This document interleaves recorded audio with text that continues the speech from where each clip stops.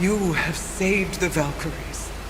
Sigrun, how did this happen? Mimir, is that you? You have been freed, but... Freedom comes at a price, milady. You speak truly.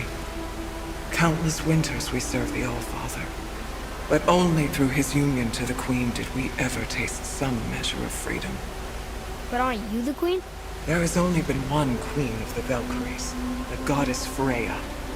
When Odin severed her wings, I served in her absence, but it wasn't enough for the All-Father.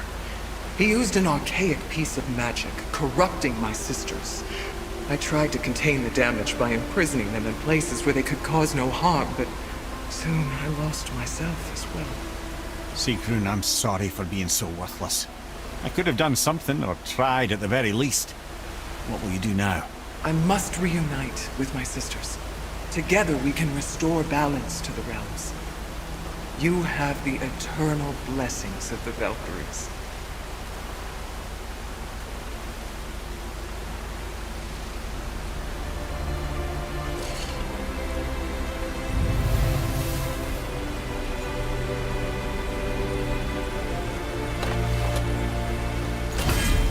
Well, we did it, I suppose.